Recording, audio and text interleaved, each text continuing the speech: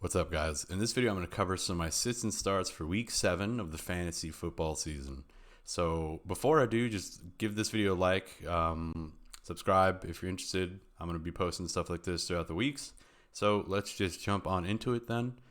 So the first guy on my list of sits is going to be J.K. Dobbins. Now, this one's kind of an obvious choice for a lot of J.K. Dobbins owners, as we've seen some of his production be super sporadic and volatile, something that I think a lot of us just can't afford to really deal with at this point in the season, even if you're undefeated or if you're, in search of your first win.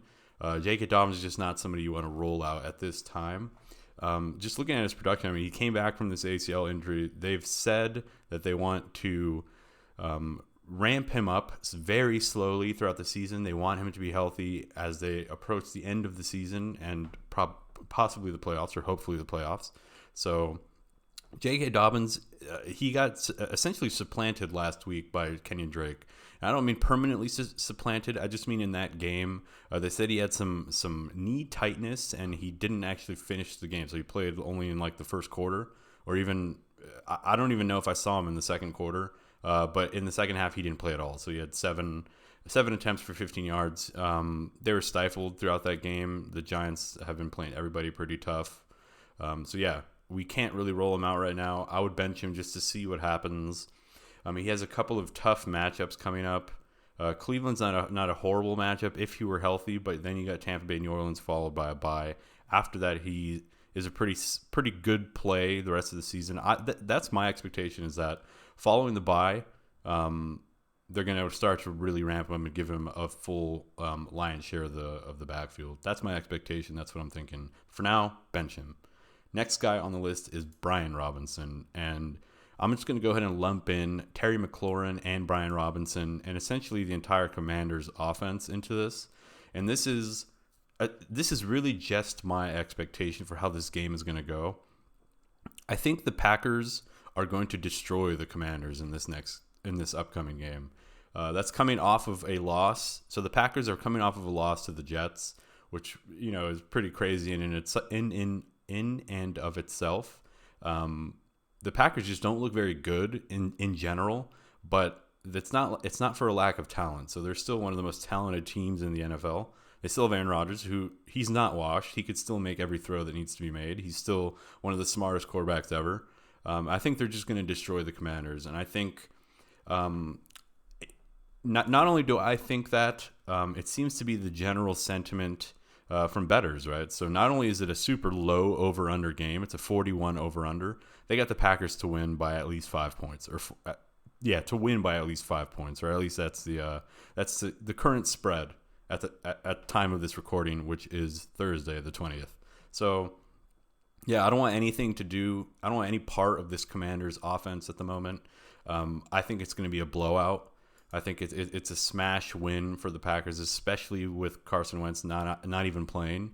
So I would bench Terry McLaurin. I'd bench Brian Robinson. I'd bench Curtis Samuel. I'd bench everyone for the Commanders, and I'd smash start everyone for the Packers. Everyone that's relevant, of course. So A.J. Dillon and Aaron Jones, I think, are good starts.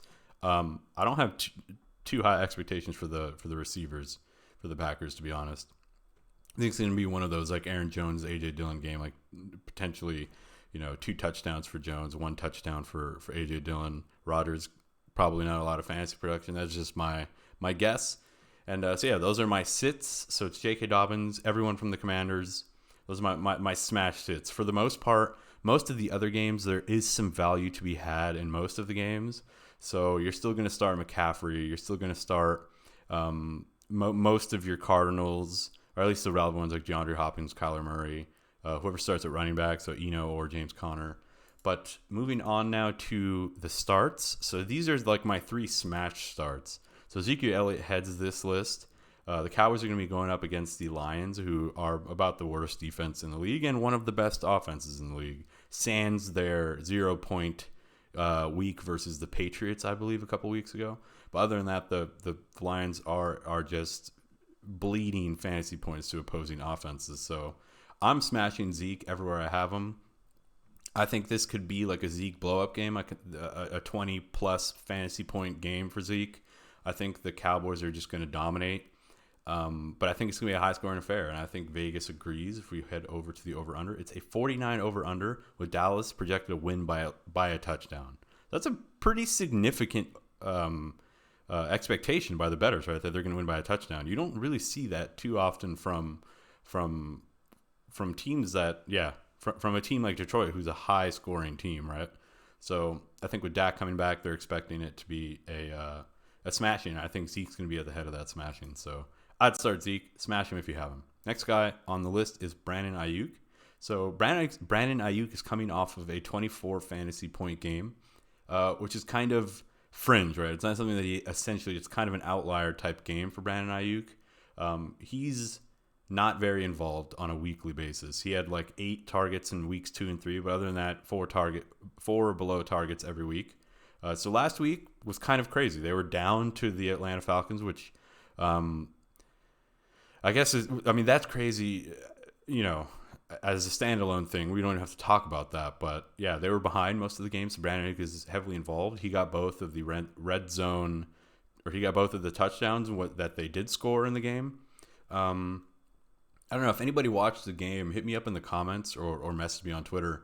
Let me know, how did those red zone drives go? Was it like Brandon Aiyuk was like the number one guy, or were they like broken plays? I guess I need to look back at the tape, but I think it's going to be a very similar game script for the most part. Going back to the fact that I think he's a smash star. I think they're playing the Kansas City Chiefs. They're either going to be losing or they're going to have to keep up offensively. So even if they're winning, they're still going to have to continue scoring. They're not just going to go up by 7 or go up by even 4. If they were to somehow go up by 14, how many times have we seen it in the past? A team go up by 7 or 14 on the Chiefs and then lose the game. It's pretty much like in the Chargers DNA. They do that at least once a season. So do the Raiders. So yeah, I think Brandon Aiyuk is going to be heavily involved the entire game. And just a side note, if you have Debo, you're definitely starting him anyway. But I think Brandon Aiyuk is one of those. You might have been iffy about him. He might have been on your bench last week. He probably was on your bench last week. If he wasn't, you're a god, or you're in desperate need of some help at wide receiver. So, yeah, start him again this week. I think it's going to be a smash play, high-scoring game. I think the second highest-scoring game on the slate, so start everyone that you have in those games. That's relevant.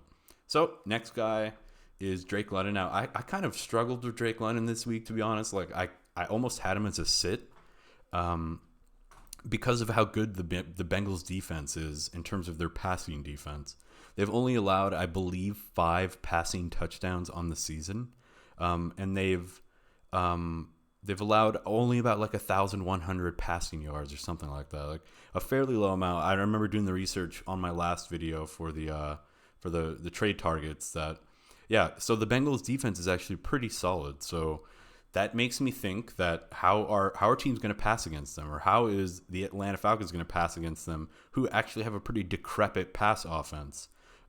They don't pass the ball at all. I'll head on over to Marcus Mariota's stats. I mean, he 20 pass attempts, 19 pass attempts, 25, 14 in the last 4 weeks.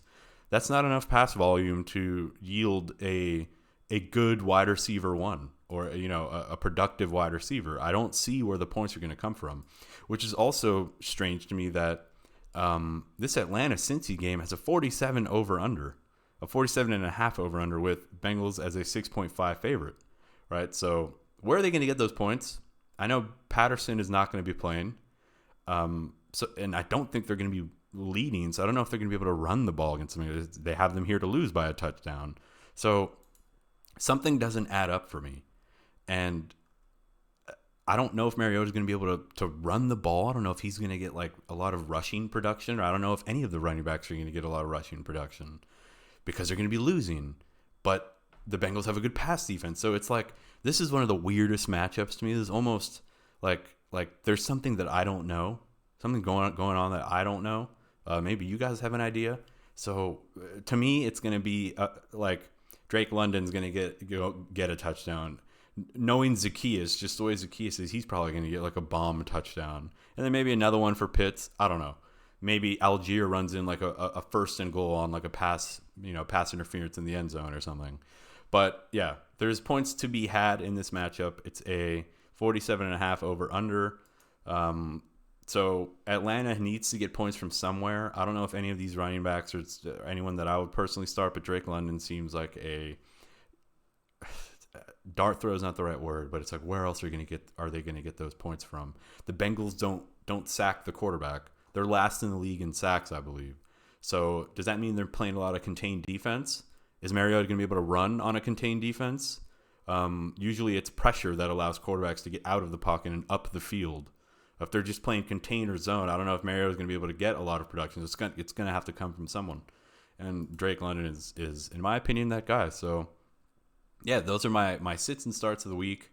Hope you guys enjoyed the video. Like and subscribe if you did like it and enjoy it. And I'll catch you guys in the next video tomorrow. Peace.